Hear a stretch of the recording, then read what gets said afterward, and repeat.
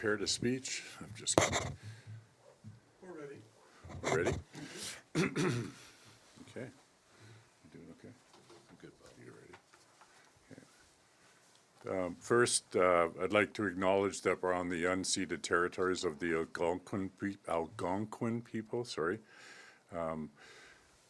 In our experience, looking to protect wild salmon in British Columbia, we have found that when we engage with media, it's often driven by an event or a release of information. And we've been thinking about how can we best prepare and assist our colleagues within media to be able to be even more well-informed than they are. And so we thought we would have this technical briefing to run through the various events, circumstances, and behaviors of the Department of Fisheries and Oceans in order to underline the urgency that we bring each time we come to Ottawa, each time we meet with government officials about why BC wild salmon need protection and why we need to see this government enact its direction to the minister to transition the open net pen fish farm industry from BC oceans.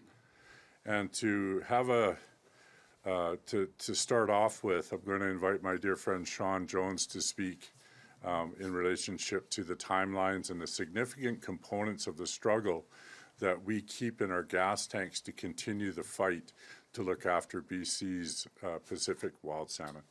Sean?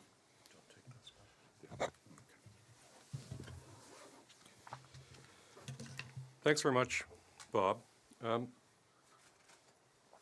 think it's important when we look at this industry, we take a step back and look at what it is, look at some context, and then look at DFO's lack of regulation and mismanagement. Fundamentally, the open net pen aquaculture industry is a 1970s idea implemented with 1970s technology. Open net pens with no biosecurity. It's premised on a 19th century idea that the ocean will dilute all pollution and all harm. But we know that that's not true. We know that industrial level agriculture amplifies and spreads pollution, pathogens, and parasites. We know this with mad cow disease. We know this with swine flu. We know this with bird flu. Fish are no different. We don't allow open net or open pens of millions of cattle along the migratory routes of endangered caribou. We don't allow poultry farms in avian sanctuaries. We shouldn't allow open net pens on the migratory routes of endangered wild salmon. So how are we in this situation? We're in this situation because of the persistent and pernicious regulatory capture and regulatory dysfunction of our federal regulator when it comes to the regulation of finfish aquaculture in British Columbia. The litany of misfeasance in the 14 years that they've regulated the industry is astonishing. In 2009, the BC Supreme Court found that the federal government had the jurisdiction to regulate this industry. By 2012, a judicial inquiry led by Mr. Justice Bruce Cohen had found that DFO shouldn't have the dual mandate to promote and police the industry. He recommended that that dual mandate be removed. By 2015, DFO had lost its first judicial review with the regulation of this industry. The court made two key findings. The first was that DFO had unlawfully subdelegated the authority to stock these farms to the industry itself. Essentially, DFO had said, we know that this decision is reserved for the minister, but we're going to give it over to industry. The first indication that DFO had abdicated its regulatory control and was just handing the keys over to industry. The court also found that DFO had not adhered to the precautionary principle with respect to its regulation of the Piscine orthoreovirus, PRV. A couple of years later, 2018, the Commissioner for Environment and Sustainable Development concluded that DFO prioritized the industry over the protection of wild fish. 2018, again, the federal court found that DFO has no supervisory control or objective criteria with respect to stocking of fish farms. 2018, the independent panel on aquaculture science concludes that DFO is not objective in its managing of science and recommended an external advisor and an advisory committee to address these issues of lack of objectivity and a bias in evaluating the science. 2019, the federal court finds again that DFO didn't adhere to the precautionary principle, that it failed to interpret its core mandate, the protection and conservation of fish, that it breached the duty to consult to the Numgis First Nation, and in a finding that beggars belief, it didn't even consider the impacts on wild salmon when articulating its fish health policies. In 2020, the Federal Court of Appeal again found that DFO had breached its duty to consult. 2020, Minister Bernadette Jordan then, in a well-earned course correction, decides to remove open net pens from the Discovery Islands. But she does so against the advice of DFO scientists and bureaucrats who are ignoring the compelling evidence. Due to this split between the political level and the bureaucratic level, the court overturns the decision. In 2023, Minister Murray again makes the same decision. This time she provides DFO with a bibliography of over 50 peer-reviewed articles documenting the harm. DFO refuses to assist her in justifying her decision based on that science. That decision is now before the courts. 2023, fish farm licensees take those two former ministers to court for damages, suing them personally for misfeasance in public office because they failed to follow the advice that DFO gave them. Minister Murray expressly acknowledged the problems with DFO science and its regulation of the industry. In 2023, the Standing Committee on Fisheries and Oceans issued a report on DFO science. Its findings were scathing. 48 recommendations, 13 calls for different investigations, audits, and inquiries into DFO's regulation of science in British Columbia when it comes to finfish aquaculture. DFO ignored every one of those recommendations, including recommendation 33, which asked DFO to have the Canada's Chief Science Advisor examine the role of DFO managers in their influence on scientists and if that influence is ethical. And recommendation 45, which asked DFO to investigate the 9 risk assessments that it relies on to say that fish farms pose no more than minimal harm. That recommendation specifically asked for an independent auditor to investigate the terms of reference, whether that scientific advice was accurate, whether it was valuable, and most importantly, to address issues of suppression. When we speak to you today about the regulatory dysfunction, regulatory capture within Canada's regulation of the finfish aquaculture industry in British Columbia, it's not just us standing here asking you. It's 5 different federal court justices. It's a standing committee from Parliament. It's the Auditor General. It's the Chief Scientist. It's time that someone pays attention to the regulatory capture and the regulatory dysfunction in DFO and addresses the environmental harm to wild Pacific salmon. Turn it over back to you, Bob.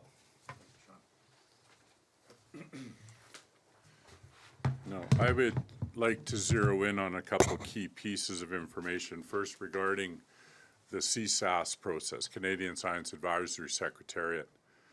Canadians, British Columbians, First Nations, they receive what is supposed to be an assurance from the Department of Fisheries and Oceans that they are paying attention, that they are meeting the primary obligations of their constitutional mandate to look after the environment and the wild fisheries. But when we look at the Canadian Science Advisory Secretariat, I'm mindful of testimony that occurred at the Standing Committee on Fisheries and Oceans, where it was stated quite clearly, we submit that these assessments, the CSAS risk assessments, reveal DFO's over-reliance on the CSAS process, failing to uphold the principles of comprehensive, open, peer-reviewed, and independent science. That is extremely troubling. The risk assessments were implemented, closely managed, and influenced by senior officials from DFO aquaculture, and employees, contractors, and others linked to the salmon farming industry served on the steering committee and as senior reviewers, so that the conflict of interest threatened the integrity of the process. What I just read is akin to marking your own homework. And so the outcome is already predetermined in my mind when you have that kind of an influence from an industry, which will benefit from a positive outcome of science.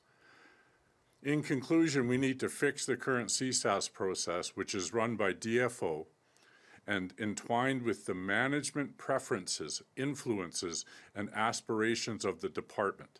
Based on our considerable professional experience, I reiterate that Canada should implement a truly independent science advice body to directly advise decision makers and recommend further research without being subject to vested interests inside or outside of DFO.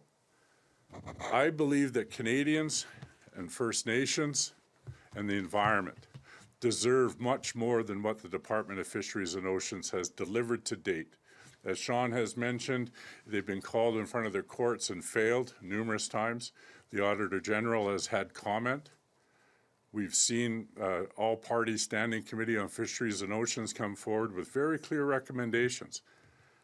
In the mind of the First Nation Wild Salmon Alliance and the First Nations that align with our work, the fact that this level of critique about the fundamental flaws of process removes all credibility of science, of the 9 science risk assessments that DFO now stands on to ensure or to give you confidence as Canadians that they're looking after the environment. And I have here this document. We've identified as the Wild Salmon Alliance over 120 First Nations in British Columbia that support the transition of open net pen fish farms from the oceans. This is a binded copy of all the submissions that have been provided to the minister and the staff at DFO to demonstrate that food security, reconciliation with First Nations on salmon across the province is available, should this government want to pick that up. Where we could see a benefit to the environment, we could see the goals of this government in terms of reconciliation, implementation of the UN Declaration on the Rights of Indigenous People, benefits to the environment, but we need true leadership to follow through on Prime Minister Justin Trudeau's mandate to the DFO minister. We need every angle of investigation into DFO to see where the management objectives are now in the way of true science, are meddling with decisions that should be based on the science outcomes, because that's not what we see.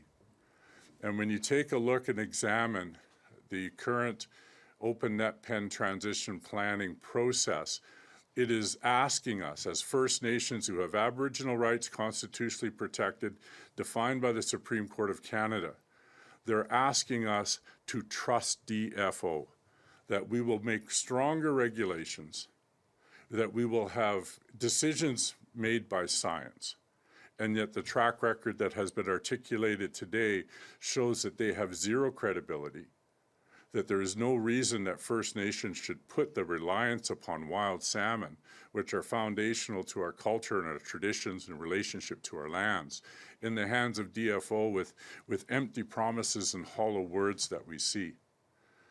And so we wanted to take today to share the information, to hopefully put the foundational pieces in front of you to understand why we stand as we do in stark opposition to open net pen fish farms. Industry wants to mischaracterize us all the time, but the thing is, we are focused on what's of true benefit to the environment. We are focused on outcomes of government process and investigations which need to be embraced by this sitting government. We need to see something other than the industry perspective about what's good to be embraced by the decision makers. I was involved in the Discovery Islands consultation, and we had a deep look, a very clear look at the CSAS process. And we asked one of the most senior officials within DFO aquaculture. I asked him because when you looked at the process, it said that the proponent brings science, it involves industry, it involves stakeholders. And I said, okay, so the proponent is fish farm company number 1, industry is fish farm companies 2, 3, and 4, and the stakeholders are the industry associations. I heard the most wonderful 3-minute non-answer. And I interrupted him and I said the answer is either yes or no. And he reluctantly said yes. And those sit beside the department's aquaculture division, the aquaculture science division. They decide what the terms of reference are. They decide who's going to review the science. They decide who is going to be the ones to have the final assessment. This is supposed to be peer review. And this is the case, and this is the basis of the science that DFO currently stands on, in the face of all of the science that was put in front of them by the previous DFO minister. And so what we call on this government to continue to do is build upon previous DFO Minister Joyce Murray's clear actions to embrace the very principle of the Oceans Act. She spoke very clearly and publicly about the fact that she was implementing the precautionary principle. This needs to be replicated right now, this year, next year, and to ensure that the embattled wild Pacific salmon have the best opportunity to rebound. And anything short of that, when you look at the federal government's investment in salmon restoration, it's simply trying to get more gas through a fire if you don't remove the fish farms. And so it's time that we see some leadership that builds on the path and the principles that have been exercised for the benefit of all British Columbians, the environment and First Nations, and the commitments of the government for reconciliation. We'll now take questions. Yes. Sean, you laid out a litany of criticisms of DFO, and particularly the officials, and talked about a split between the bureaucratic level and the ministerial level, and you said that there was regulatory dysfunction. I mean, are you effectively saying that officials are dragging their feet, they're deliberately obstructing the move to a transition? Yes, absolutely. There is a clear split between that political level and the Prime Minister's mandate to remove farms, and that advice that is not reaching the Minister from her scientists. Recommendation 45 from the Fisheries Standing Committee on Fisheries and Oceans specifically addressed the influence of DFO managers. Similarly, recommendation 33.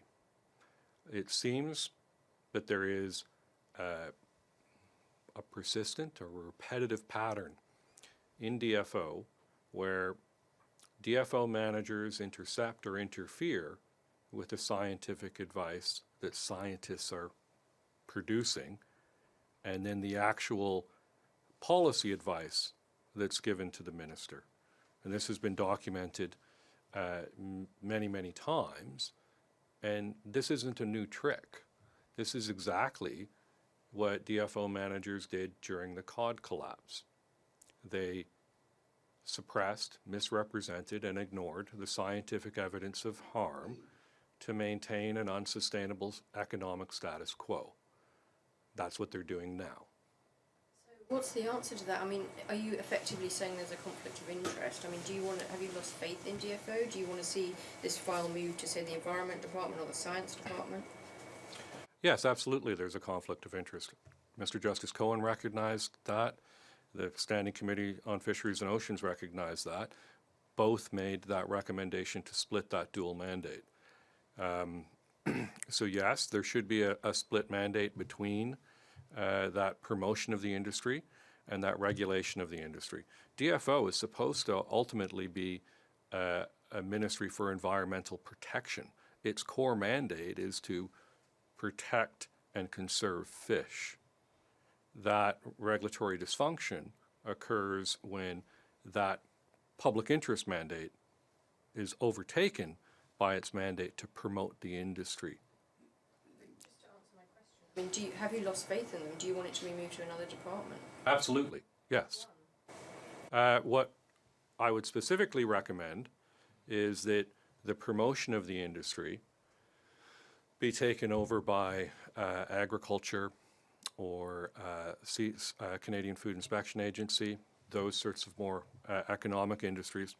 And what I would strongly recommend is that scientific advice is no longer embedded in a department with under political control, but we establish a national fishery science board that would be independent, funded with government money, and that its terms of reference and its mandate would be defined by the statutory mandates of the minister, the protection of conservation and fish, and the adherence to the precautionary principle.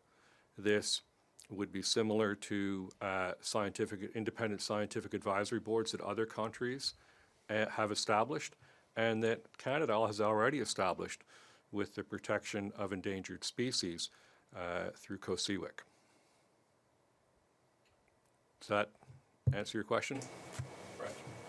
I was wondering, the Prime Minister had committed to the winding down of these open net fish farms quite some time ago, and it's supposed to be happening, as I understand right now. Where is that actually at? I think we'd all like the answer to that question. DFO started consultation on that officially a couple of years ago. It was divided into 4 phases. Phase 1, 2, and 3 have been completed. We're all waiting to understand when phase 4 will happen, which is supposed to be the articulation of a draft plan for public comment. That was due, I think, was it last March, Bob? Almost a year ago. So that we're almost a year behind. So everyone is asking the same question. So I wish I could provide you a better answer for that, but I can't. Go ahead. When you take a look at the 4 phases of the transition planning process, first, I mean, in a nutshell, phase 1 was DFO explaining what their vision was, and we were asked to give comment. Phase 2 was each side or every perspective to present what they wanted to see. And then phase 3 was supposed to be everyone being able to comment on the other people's submissions. We have to be mindful that this is a First Nation consultation process in the province of BC. And what we got, instead of fulsome disclosure, which would be consistent with Supreme Court case law, we got high-level summaries with weak words of some, a few, most, and many. And so what I see is we have the Prime Minister giving a very clear mandate to the Minister, who is now continually being undermined by the Department. by not supporting the mandate, but rewriting and reinterpreting it, and then creating a perfect environment for judicial reviews. And I think Canadians deserve much more from a federal department than what we're witnessing inside of DFO. And I think what we need, regardless of what destination we might envision for this industry's regulation and promotion, what we need is DFO to get back to its primary constitutional obligation of environment and wild fisheries. That's the biggest focus that we have right now. And when we think about where this industry is, the regulation, it's so sad that, you know, in the transition planning, they want to create regulation to incentivize this transformation when this industry has shown time and again that they're unwilling to. This past couple of weeks, I was in Biarritz, France, and I attended a future of RAS, which is land-based closed containment. And I recorded the question that I posed to these three companies that are successfully operating. What do you need in Canada for you to bring your business and technology? Because certainly the minister in this government has not reached out to those that want to do land-based closed containment. They continually to speak to the ones that don't want to do it, which I think is a travesty. When they talk about wanting transparency in science to guide this incentivizing of regulation, I think Canadians can understand you're only as good as your last game. I'm waiting, it's a year now since we asked for the science data related to the 10th science risk assessment on sea lice. We've waited a year. We've waited over a year for some forms that they use. Our access to information has shown us that they're public documents, but they still don't disclose them in a First Nation consultation process. So it shows me that the focus inside the department is still promote and expand and bury what may be not supportive of that vision. And so we've got a department that really needs a serious looking at, by whatever mechanisms are inside the federal government, to take a look at this portion of the public service and evaluate them. And if we need to clear house and replace people with ones that remember the proper function, then that's what needs to happen. You mentioned that you had met with Joyce Murray, and I guess she had been interested in seeing this process through. There's a new minister in place. What about her? Have you been able to meet with her? Is she supportive? We've had the good fortune of meeting with the new minister a number of times, and we're presenting the same information. The challenge that we face is we have to keep chewing our cabbage over and over and over again, so that with each new minister gets this kind of a briefing and an understanding. But what we're up against is the incredibly deep pockets of a multinational corporation that are here in Ottawa all the time. And they are they do the work that they do, one would expect. But for us, when we think about it from a First Nation perspective, it's a whole different, heavier slice of pie, where we talk about human rights, Aboriginal rights, constitutional law, the requirements of consultation, food security, the broader commitments of government to reconciliation. When we think about residential schools, what was that all about? Destruction of traditions and culture, removing people from our lands. If we focus on rehabilitation of salmon across British Columbia, we are going to begin down a path of ensuring that culture and traditions are continued. And this is what I mean when I speak about looking after salmon appropriately helps any sitting government that has commitments to reconciliation see them actually materialize across the province in a way that benefits all Canadians, and in a way that benefits the economy, and in a way that helps the environment. And I think these are the kind of wins that need to occur within reconciliation, so we can move past fear and see things that are actually very productive for everybody. And we need to respect 120 First Nations that support the government, not the 9 or 10 that support the industry, because that's how few they are. There has been talk of actually putting, because it's not uncommon to have DFO officials in conflict with indigenous fishers on the East Coast as well. So there has been talk about moving it, and the same complaints that you bring up here, that the bureaucratically and the structure is just not set up to and deal with First Nations or embrace science, as you say, putting it actually under that anything that deals with First Nations fishing under Indigenous services, just because of some of the complexities and other issues. I don't know if that's something explored or. Well, I think when I consider DFO in relationship to looking after our food security, they have that responsibility. They have, it would be best to work with Indigenous Services Canada, because they're a component of government that has got a very clear focus on the accommodation of rights or the protection of rights. But when I think of the difference between the East Coast of Canada and the West Coast of Canada, we have many more species of salmon, and the migratory nuances of those species are quite different than Atlantic salmon. And when I think about the variety of salmon species in British Columbia, I go back to the CSAS process. They focused on sockeye alone, period. And then they decided, oh, we'll just apply this to all the Pacific salmon. And they all behave so differently. And so it's an inappropriate application of a twisted scientific outcome that really has no credibility, and upon examination certainly does not pass the red face test whatsoever. And Canadians deserve more from a federal department.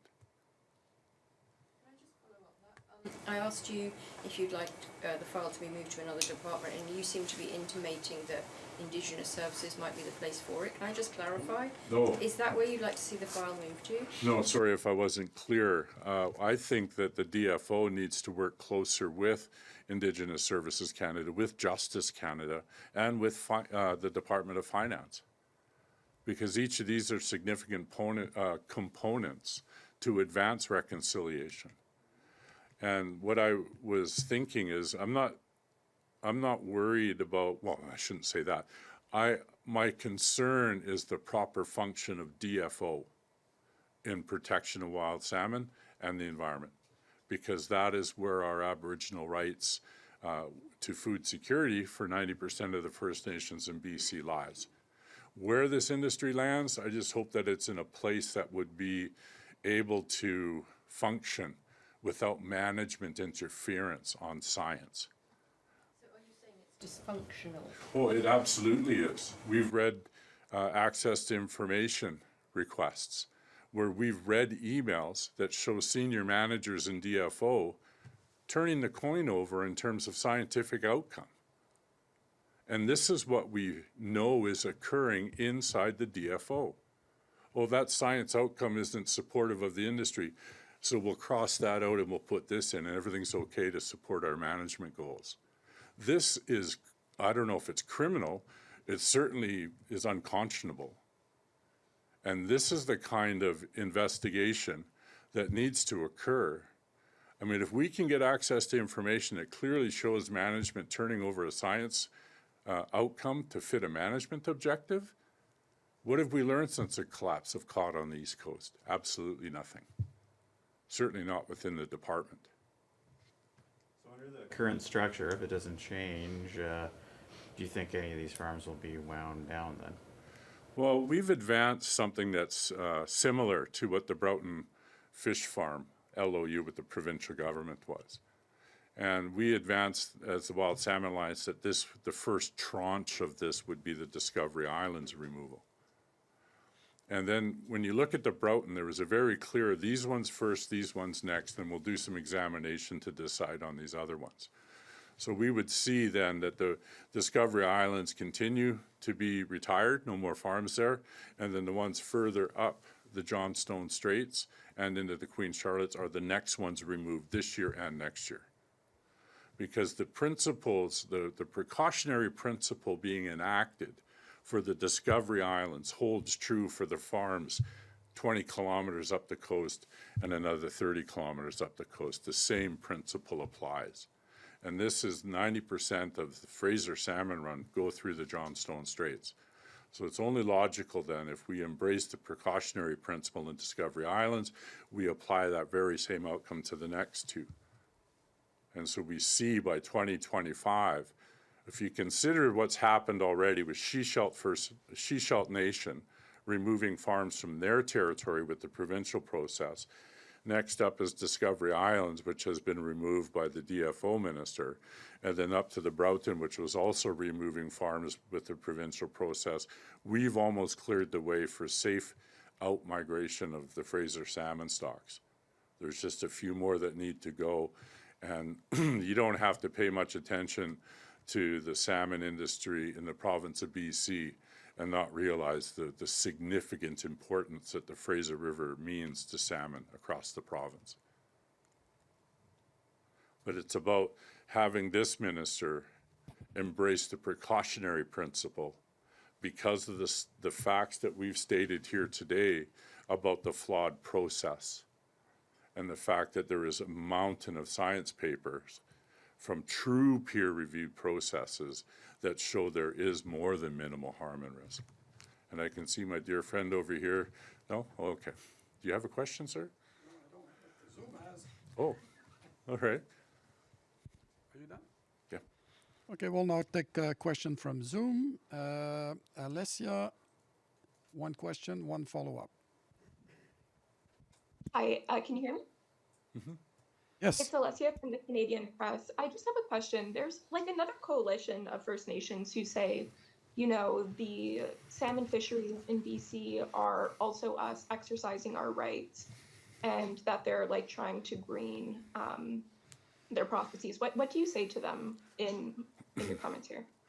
There are nations that are definitely supportive of this industry, but they are by far the minority. When we can identify and have identified over 120 that support the transition, these ones are not blinded by a financial agreement or economic benefit. They're focused on the preservation of their rights and their cultures and their traditions. I've had a look at what the other side of the coin, so to speak, has presented in terms of a government decision-making process. And what I understand about a conflict of interest and what I understand about a governance decision-making process is it's supposed to be open at the beginning. And what I mean by that is there's not to be a predetermined outcome when you start. And they have definitely shown a predetermined outcome because they have financial benefit. And to me, that removes any measure of objectivity. And I think that that has been shown to be a very poor path to walk down. And when I've had meetings with the PMO and been told that there's a focus on economic reconciliation, to me, as I understand it, there is no legal foundation for economic reconciliation. This is a phrase that perpetuates or sets a path to pursue a political commitment. This kind of commitment needs to flow from Aboriginal rights, because there's case law and constitution for that. Follow-up? I'll ask another question. Do you see that the difference in opinions between First Nations is slowing down what the DFO is doing? I think DFO is slowing down on their own regard. We see, and my experience is, a very clear direction from the Prime Minister, clear acceptance of that mandate from the minister, and then a department that is focused on something entirely different.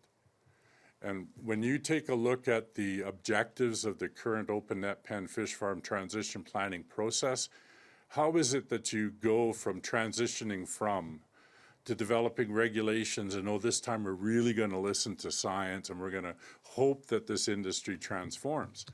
That's not transitioning. That's status quo.